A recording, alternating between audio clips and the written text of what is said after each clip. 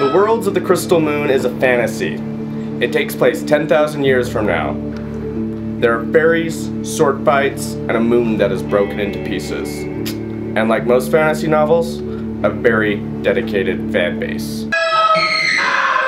The author, Philip Big Dog Jones, wrote the first edition of The Crystal Moon and used the internet to encourage his fans to collaborate, develop characters, and contribute to the overall novel. The Worlds of the Crystal Moon? It's a fantasy. It takes place on another world. I attended the book signing at the downtown library, and it felt like I was on another world.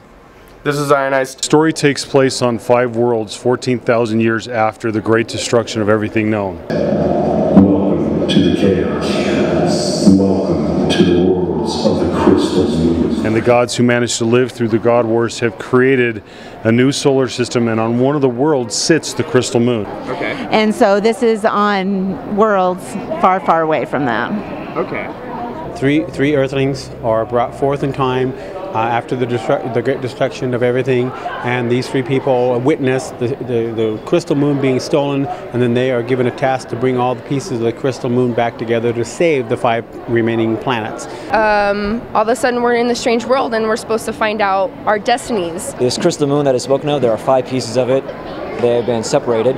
The worlds will end if those 5 pieces of moon are not brought together. The pieces of the Crystal Moon are responsible for monitoring every function necessary for the world to support life.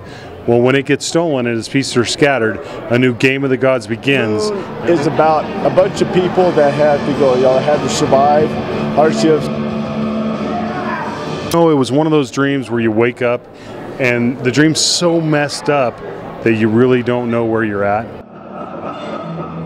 So after I figured it out, I sat down at the computer, and 39 hours later I had the first 80 pages, or basically the first massive outline of the story. Let's other people collaborate with he loves to hear back from the fans. We fight the barbarians during our show that we're doing right now, and it kind of portrays through the book the whole story and the battles that go on in the book. Sorts of magical creatures. These worlds have all sorts of creatures.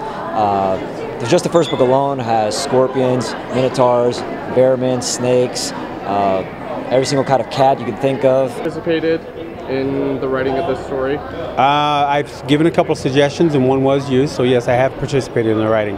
Well, originally when I woke up, I had never written before, so I bound and published my unedited novels in hardcovers so they become collectibles. Do you know what crowdsourcing is? I think that I was humble enough to listen to the people. This book really caught my attention because there's action. I love fantasy.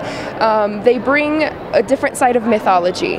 What if somebody threw out a criticism like, well, maybe you're just relying too much on your fans? Is it still your story? Everybody has, their opinions, and at the end of the day, the storyline is my storyline.